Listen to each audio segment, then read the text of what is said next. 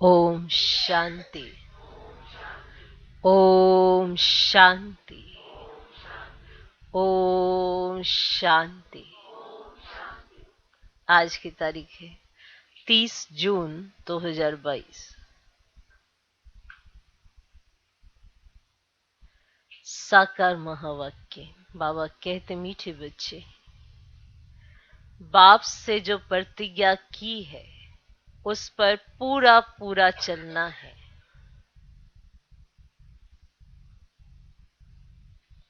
बाप से जो प्रतिज्ञा की है उस पर पूरा पूरा चलना है। धरत पर ये धर्म ना छोड़िए, यही है सबसे ऊंची मंजिल।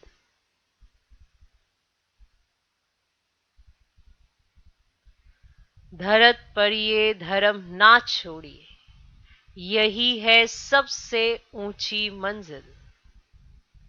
प्रतिज्ञा को भूल उल्टा कर्म किया तो रजिस्टर खराब हो जाएगा। प्रतिज्ञा को भूल उल्टा कर्म किया तो रजिस्टर खराब हो जाएगा। बाबा कहते, मीठे बच्चे, बाप से जो प्रतिज्ञा की है उस पर पूरा पूरा चलना है। धरत पर ये धर्म ना छोड़िए, यही है सबसे ऊंची मंजिल। प्रतिज्ञा को भूल उल्टा कर्म किया तो रजिस्टर खराब हो जाएगा। आज का प्रश्न, यात्रा पर हम तीखे जा रहे हैं, उसकी परख अथवा निशानी क्या हो गई? हम यात्रा पर हैं तो हम तीखे जा रहे हैं या नहीं जा रहे हैं, उसकी परख या निशानी क्या होगी? यात्रा पर हम तीखे जा रहे हैं, उसकी परख अथवा निशानी क्या होगी? उत्तर, अगर यात्रा पर तीखे जा रहे होंगे तो बुद्धि में स्वदर्शन चक्र फिरता रहेगा। अगर यात्रा पर तीखे जा रहे होंगे तो बुद्धि में स्वदर्शन चक्र फिरता रहेगा। सदा बाप और वर्षे के सिवाय और कुछ भी याद नहीं होगा।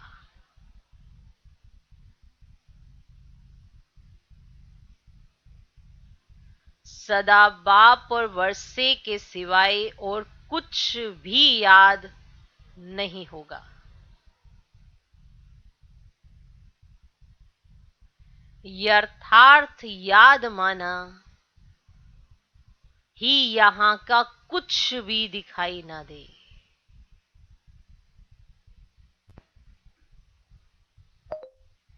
यथार्थ याद माना ही यहां का कुछ भी दिखाई ना दे। देखते हुए भी जैसे नहीं देख रहे हैं। देखते हुए भी जैसे नहीं देख रहे हैं। वे सब कुछ देखते हुए भी समझेंगे कि यह सब मिट्टी में मिल जाना है। वे सब कुछ देखते हुए भी समझेंगे कि यह सब मिट्टी में मिल जाना है। ये महल आदि खल्लास हो जाना है।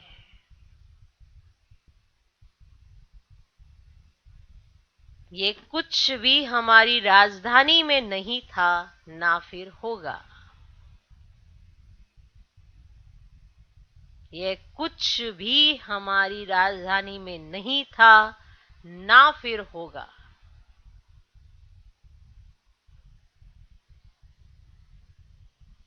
तो समझा? यात्रा पर हम तीखे जा रहे हैं, उसकी परख अथवा निशानी क्या होगी? उत्तर, अगर यात्रा पर तीखे जा रहे होंगे तो बुद्धि में स्वदर्शन चक्र फिरता होगा। फिरता रहेगा ना। सदा बाप और वर्षे के सिवाय कुछ भी याद नहीं होगा। यथार्थ याद माना ही यहाँ का कुछ भी दिखाई ना दे।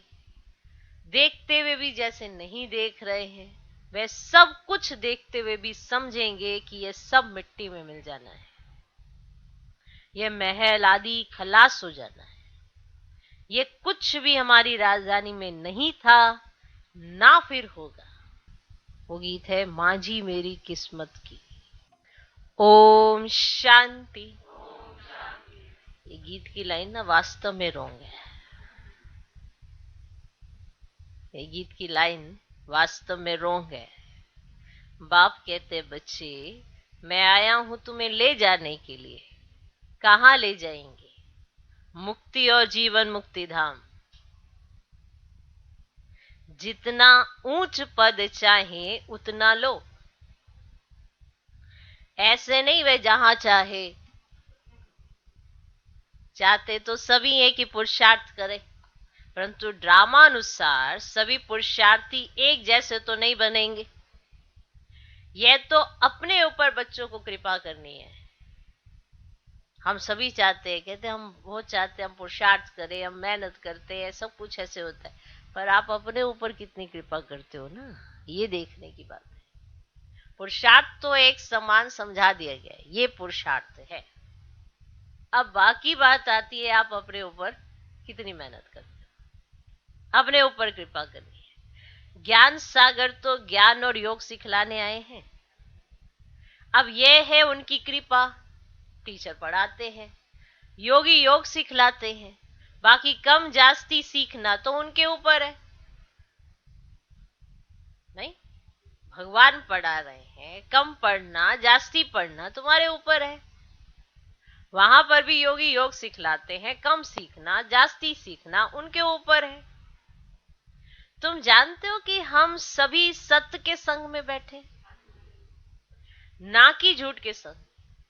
सत्य का संग एक ही है, क्योंकि सत्य है ही एक। समझा? सत्युग की भी स्थापना वही करते हैं और सत्युग में ले जाने के लिए पुरुषार्थ भी करवाते हैं। सच का एक श्लोक भी है, सच बोलना सच चलना तब ही सचखंड में चल सकेंगे। सच बोलना सच चलना तब ही सचखंड में चल सकेंगे। देखो, सच्चे के साथ अगर सच्चे नहीं रहोगे तो सचखंड में नहीं चलोगे। कहीं कहते हैं हम तो बड़े सच्चे हैं, जो हमारे दिल में होता हम कह देते हैं। ऐसा वैसा दिल में रखते ही क्यों? क्या रखना है वो भी उन्होंने समझाया है ना। जब उन्होंने बताया है कि आपका चित्त ऐसा होना चाहिए, आपकी वृत्ति ऐसी होनी चाहिए, तो वैसी ही होनी चाहिए। ये है सच्चे के साथ सच्चा रहना। ये नहीं कि रावण ने जो दिया उसको लेकर चलते रहो। सच बोलना सच चलना तभी सचखंड में चल सकेंगे। सिख लोग कहते भी हैं सत्य श्री अकाल। एक ही वो सत्य बाप सबसे श्रेष्ठ है, अकाल मूरत है, उनको कभी काल खाता नहीं। मनुष्यों को तो घड़ी घड़ी काल खाता है। तो तुम बच्चे सच्चे सत्संग में बैठे हो। अब भारत जो भी झूठ खंड है, उनको सचखंड बनाने वाला एक ही बाप है। देवी देवताएं सभी बच्चे। यहां से देवताएं पुण्य आत्मा पने का वर्षा ले जाते हैं। अब यहां तो झूठ ही झूठ है। गवर्नमेंट जो कसम उठवाती है वह भी झूठ, वह भी तो झूठ ही है ना।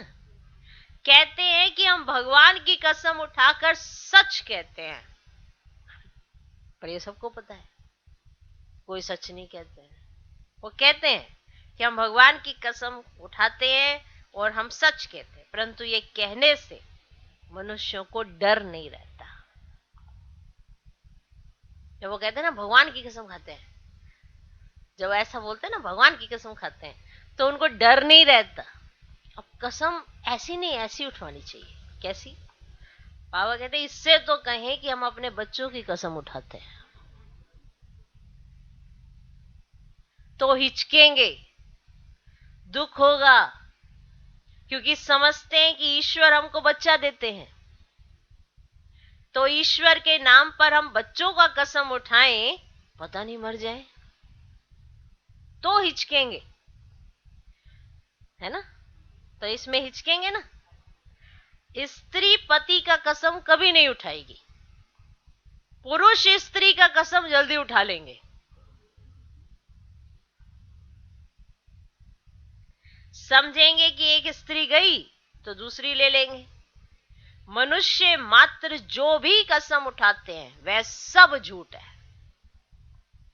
पहले तो गॉड को फादर समझे, नहीं तो फादर पने का नशा ही नहीं रहता। तुम बच्चे तो जानते हो, सत श्री अकाल उस फादर को कहा जाता है। उस सत का नाम है शिव। अगर सिर्फ रुद्र कहेंगे तो मूंज पड़ेंगे, परंतु समझाने में कहना पड़ता है। अब गीता में भी है रुद्र ज्ञान यज्ञ जिससे विनाश वाला प्रज्वलित हुई है, वह भी यहाँ की बात है। कृष्ण के यज्ञ का नाम नहीं है। अब दोनों को मिक्सचर कर दिया है। समझाया गया है कि सत्युग त्रेता में तो कोई यज्ञ होता ही नहीं है। यज्ञ होता ही है एक ज्ञान का, बाकी सब है मैटीरियल यज्ञ। पोथी पढ़ना, पूजा करना, सब है भक्ति मार्ग। ज्ञान तो एक ही है जो सत्य परमात्मा देते हैं, परंतु समझते नहीं ना। मनुष्य सभी ईश्वर के लिए भी झूठ बोलते हैं, इसीलिए भारत कंगाल हुआ। इन जैसा बड़े से बड़ा झूठ कोई है ही नहीं। यह नाटक तो बना हुआ है, इसका एक नाम ही है भूल भुलैया, अर्थात बाप को भूल जाने से भटकना। फिर बाप आकर भटकना छुड़ा देते हैं। अब यह ड्रामा में हार जीत का खेल है। हार खाने में आधा कल्प लगता है, एकदम पूरा मिट्टी में मिल जाते हैं, फिर आधा कल्प हमारी जीत रहती है। ये बातें तुम्हारे सिवाय कोई भी नहीं जानते। बड़ी बड़ी गीता पाठशालाएं हैं, गीता का भारतीय विद्या भवन बनाया भी है। अब नाम तो गीता का बड़ा भारी है। अब गीता को कहा जाता है सर्वशास्त्रमयी शिरोमणि, परंतु नाम बदली करने से कोई काम के नहीं रहे हैं। तो गीता का नाम तो बहुत चला आता है। तो बाप कहते गीता का भगवान मैं हूं, ना कि श्री कृष्ण। अब गीता का नाम तो चला आ रहा है ना, तो गीता का भगवान कौन है? शिव है ना। तो गीता का नाम तो बहुत चला आ रहा है। तो बाप कहते मैं कौन हूं? गीता का भगवान, ना कि श्री कृष्ण है। तो अभी है ना संगम, तो बाप रचयिता है। तो जब स्वर्ग रचते ना तब तो राधे कृष्ण व लक्ष्मी नारायण आए। तो बाप आकर स्वर्ग का मालिक हमको ही बनाते हैं, जगत अम्बा और जगत पिता द्वारा। तो राजयोग तो भगवान के सिवाय कोई सिखला ना सके। तो जगत अम्बा बहुत नामी ग्रामी है। कलश भी जगत अम्बा पर रखते हैं। लक्ष्मी नारायण व राधे कृष्ण तो अब है ही नहीं। अब कृष्ण के साथ राधे तो होनी चाहिए। गीता में राधे का कुछ भी वर्णन है ही नहीं।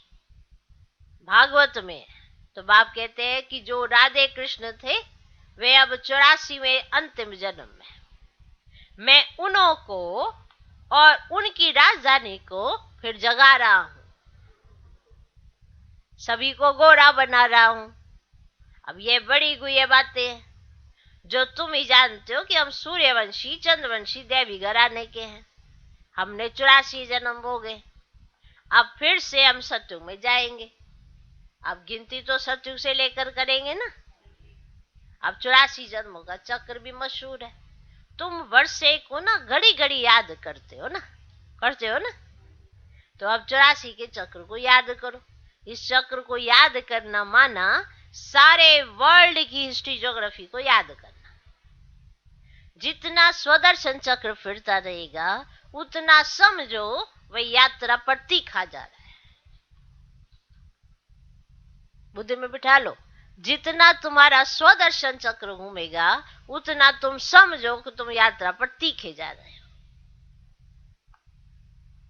तुम जानते हो कि अब कांटों की दुनिया है। तमो प्रधान मनुष्य 5 विकारों में फंसे हुए हैं। तो बाप कहते हैं मैं पन छोड़ दो, लेकिन छोड़ते ही नहीं। मैं पन छोड़ो। देखो जितनी मैं होती है ना, उतना ही नुकसान होता है। ये झगड़ा भी क्यों होता है बताओ? मैं ठीक कह रहा, वो गलत कह रहा, मैं आपस में ये जो मन मुटाव होता है उसमें भी क्या होती है? मैं नहीं। अगर मैं खत्म तो सब खत्म। तो मैं पन छोड़ो। जहां भी मैं आती है ना वहीं पर नुकसान है। चाहे आप अच्छी बात में भी मैं करोगे ना तो वो भी डिबेट है। वो भी बाबा कहते सही नहीं है। अगर ध्यान से सुनोगे नहीं तो मैं बन जाएगा कहां से? बताओ ना। सुधरने के लिए तो बैठे हो ना।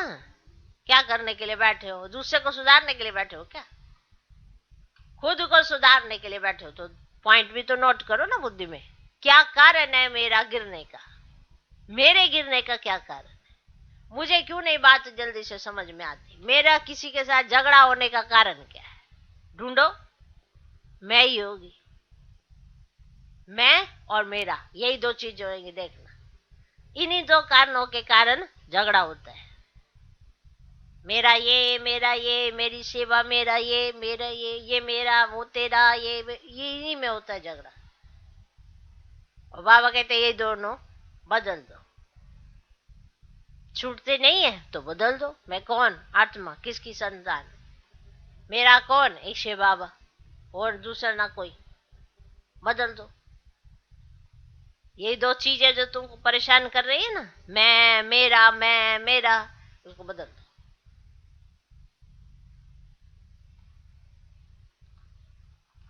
बाप कहते हैं मैंपन छोड़ दो, लेकिन छोड़ते नहीं। इतनी बेहद की राजाई मिलती है तो भी कहते हैं कि ख्याल करेंगे, देखेंगे, छोड़ेंगे। क्या ये विकार इतना प्यारे लगते हैं जो कहते हो कि छोड़ने लिए ख्याल करेंगे? अरे अभी तो प्रतिज्ञा करो तो बाप से मदद मिलेगी। इतना जरूर है कि प्रतिज्ञा कर फिर कुल कलंकित नहीं बनना। धरत परिये धर्म ना छोड़िए। बड़ी कड़ी मंजिल है। बाप तो पूरी कोशिश करेंगे ना, लूज नहीं छोड़ेंगे।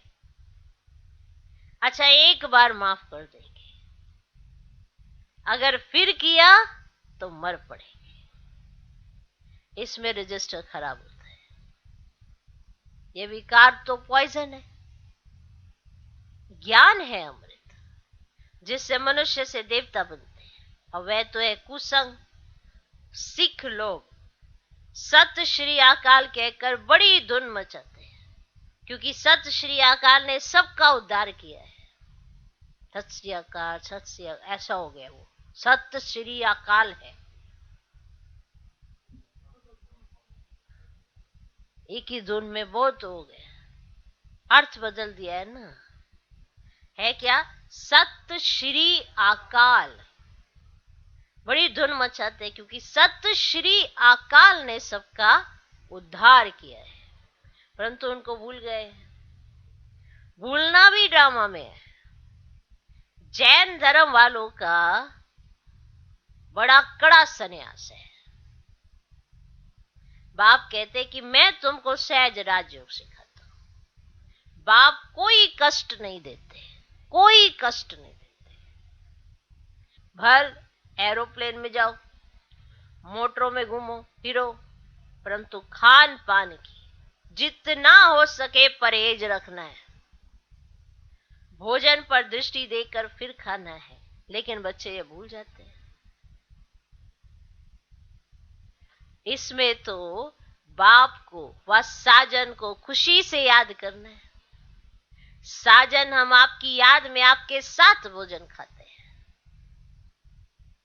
आपका अपना शरीर तो है नहीं, हम आपको याद कर खाएंगे और आप भास न लेते रहना। याद करके खाएंगे।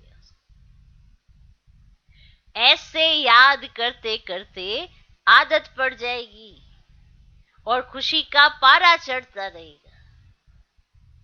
ज्ञान की धारणा भी होती जाएगी।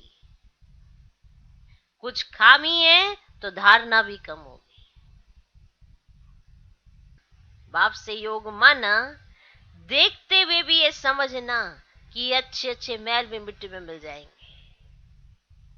ये हमारी राजधानी में नहीं थे, अब तो हमारी राजधानी स्थापन हो रही है, उसमें ये कुछ नहीं होगा, नई दुनिया होगी। ये पुराने झाड़ आदि कुछ भी नहीं होंगे। अगर बाप से योग है तो ये ऐसी अवस्था होगी। वहां सब फर्स्ट क्लास चीजें होंगी, इतने जानवर आदि ये सब खलास हो जाएंगे। वहां बीमारियां आदि भी कुछ नहीं होंगी। ये सब बाद में निकलती हैं। सत्युग माना ही स्वर्ग। यहां तो हर चीज दुख देने वाली है। इस समय सबकी आसुरी मत है। गवर्नमेंट भी चाहती है कि ऐसी एजुकेशन हो जिसमें बच्चे चंचल ना हो। गवर्नमेंट चाहती है कि ऐसी एजुकेशन हो जिससे बच्चों में समझदारी बढ़े, चंचलता ना आए। अभी तो बहुत चंचलता हो गई है। पिकेटिंग करना, माना धरना देना, भूख हड़ताल आदि ये सब हो रहा है ना। अब ये सब किसने सिखाया? खुद का सिखाया हुआ ही खुद के सामने आता है। बाप कहते बच्चे शांति में रहो। झांझ आदि बजाना, रड़िया मारना, ये सब है भक्ति की निशानियां। तुम साधना तो जन्म जन्मांतर से करते आए हो, साधना नाम चला आता है, परंतु सदगति तो किसी की होती नहीं। अब तुम्हारे पास चित्र आदि भल लिटरेचर भी ना भी हो ना, तो तुम मंदिर में जाकर समझा सकते हो कि ये लक्ष्मी नारायण पहले स्वर्ग के मालिक थे ना, तो उनको जरूर स्वर्ग के रचयिता से वर्षा मिला होगा। अब स्वर्ग का रचयिता तो है परम पिता परमात्मा, जो ही तो समझाते हैं। तो मंदिर बनाने वाले ये नहीं जानते। तुम बच्चे समझाएंगे तो उनको परम पिता परमात्मा से वर्षा मिला है, तो जरूर कलयुग के अंत में ही मिला होगा ना। गीता में राजयोग की बात है। अब जरूर संगम पर ही राजयोग सीखे होंगे, और सीखे होंगे परम पिता परमात्मा से, ना कि श्री कृष्ण रचना से। तो रचयिता तो एक ही बाप है ना।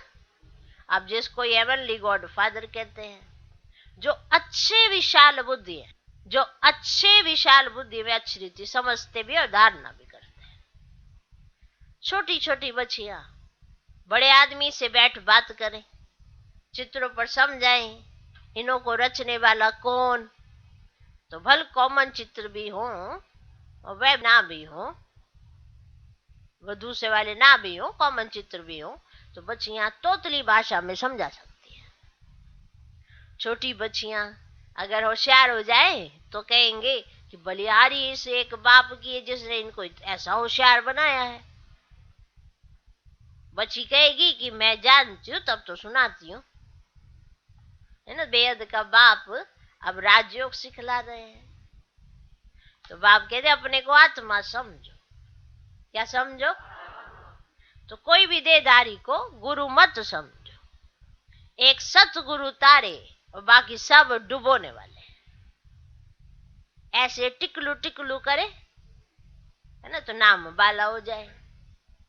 कन्याओं द्वारा ही तो ज्ञान बान मारे, तो ये दिखाया है ना। तो ऐसे भी नहीं कि सभी समझ जाएंगे। जो अपने धर्म के होंगे वे जल्दी समझ जाएंगे। वानप्रस्थ वालों को, वह जो मंदिर बनाते हैं ना, उनको जाकर समझाना, उठाना चाहिए। हम आपको शिव बाबा की बायोग्राफी बताते हैं। तो सेकंड नंबर में है ब्रह्मा विष्णु शंकर। तो हम आपको वर्ल्ड की हिस्ट्री ज्योग्राफी बताते हैं कि मनुष्य 84 जन्म कैसे लेते हैं। अब ये 84 का चक्र है। ब्रह्मा सरस्वती सभी की कहानी बैठ बताई। यह तुम बच्चों के सिवाय तो कोई समझा ही ना सके। आओ तो तुमको बताएं कि लक्ष्मी नारायण ने राज्य कैसे पाया और फिर कैसे गवाया। आओ तो आपको बताएं। अच्छा, ये भी नहीं समझते हो तो सिर्फ मनमना भाव हो जाओ। ऐसे ऐसे बच्चों को जाकर सर्विस करनी चाहिए। अच्छा, मीठे मीठे सिके लदे बच्चों प्रति माता पिता बाप दादा का याद प्यार और गुड मॉर्निंग। रूहानी बाप की रूहानी बच्चों को नमस्ते। हम रूहानी बच्चों की भी रूहानी बाप को नमस्ते नमस्ते नमस्ते। Good morning good morning good morning. धारणा के लिए मुख्य सार, पहला पॉइंट,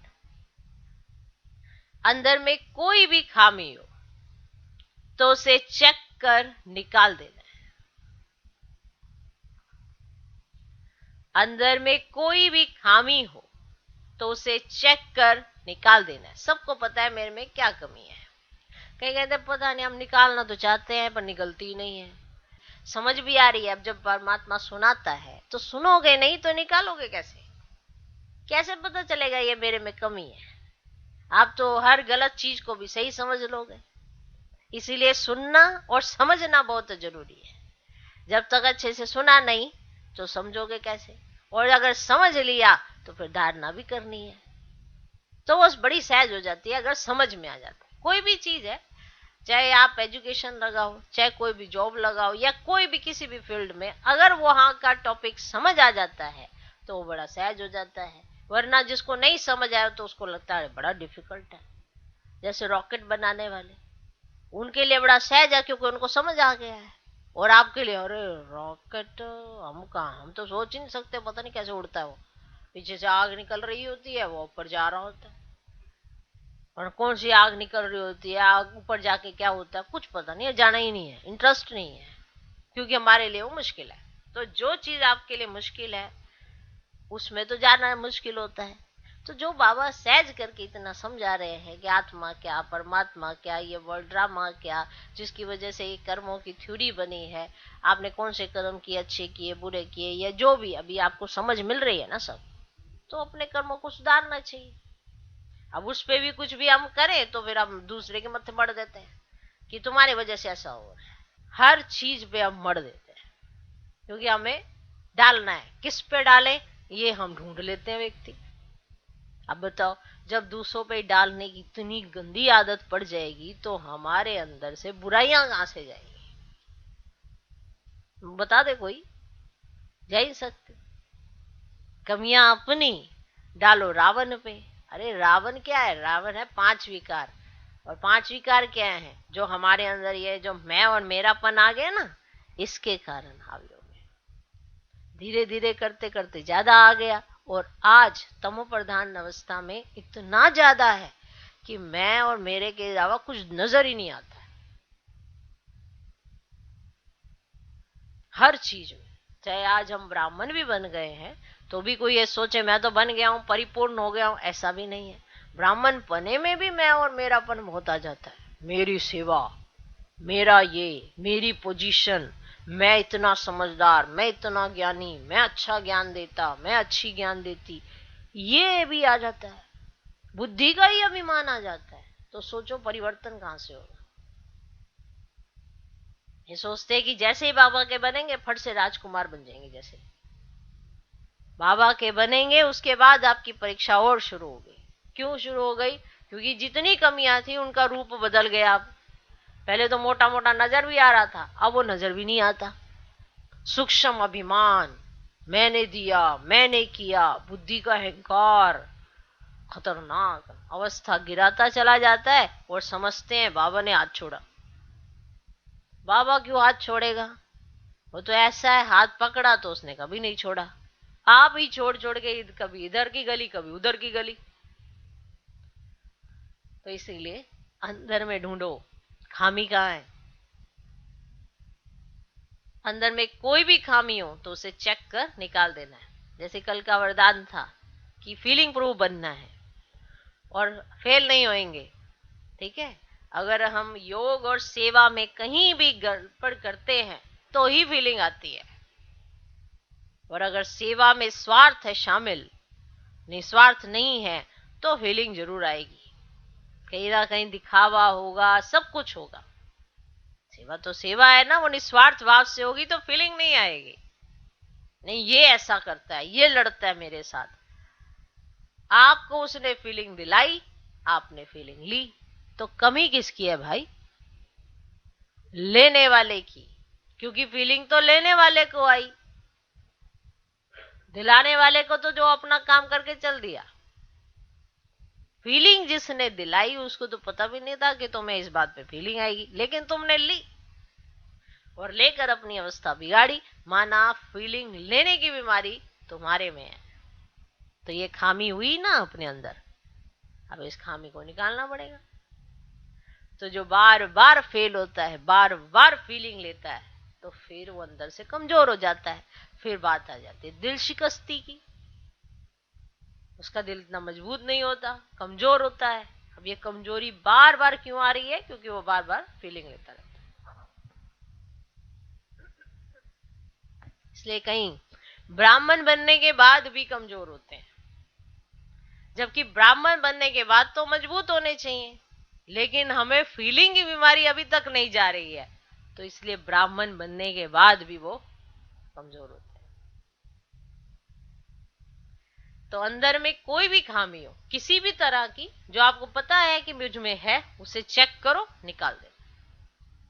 बाप से जो प्रतिज्ञा की है उस पर अटल रहना। बाप से जो प्रतिज्ञा की है उस पर अटल रहना। दूसरा पॉइंट, भोजन बहुत शुद्धि से दृष्टि देकर स्वीकार करना है। भोजन बहुत शुद्धि से दृष्टि देकर स्वीकार करना है। बाप अथवा साजन की याद में खुशी खुशी भोजन खाना है। बाप अथवा साजन की याद में खुशी खुशी भोजन खाना है। आज का वरदान, सर्व खजानों के अधिकारी बन, स्वयं को भरपूर अनुभव करने वाले मास्टर दाता भव। सर्व खजानों के अधिकारी बन, स्वयं को भरपूर अनुभव करने वाले मास्टर दाता भव। कहा जाता है 1-2 हजार पाओ, विनाशी खजाना देने से कम हो जाता है, अविनाशी खजाना देने से बढ़ता है। लेकिन दे वही सकता है जो स्वयं भरपूर है। तो मास्टर दाता अर्थात स्वयं भरपूर व संपन्न रहने वाले, उन्हें नशा रहता कि बाप का खजाना मेरा खजाना है। जिनकी याद सच्ची है उन्हें सर्व प्राप्तियां स्वतः होती हैं। जिनकी याद सच्ची है उन्हें सर्व प्राप्तियां स्वतः होती हैं। मांगने व फरियाद करने की दरकार नहीं, ना उन्हें मांगना पड़ता है, ना उन्हें फरियाद करनी पड़ती है। जिनकी याद सच्ची है, क्योंकि वो अपने आप को भरपूर फील करते हैं। जब वो भरे हुए हैं वो क्या मांगे? और जो पहले से ही भरा है उसे और क्या भरोगे? बताओ बताओ। ओके, आज का स्लोगन, अपनी स्थिति अचल अडोल बनाओ, तब अंतिम विनाश की सीन देख सकेंगे। अपनी स्थिति अचल अडोल बनाओ, तब अंतिम विनाश की सीन देख सकेंगे। अपनी स्थिति अचल अडोल बनाओ, तब अंतिम विनाश की सीन देख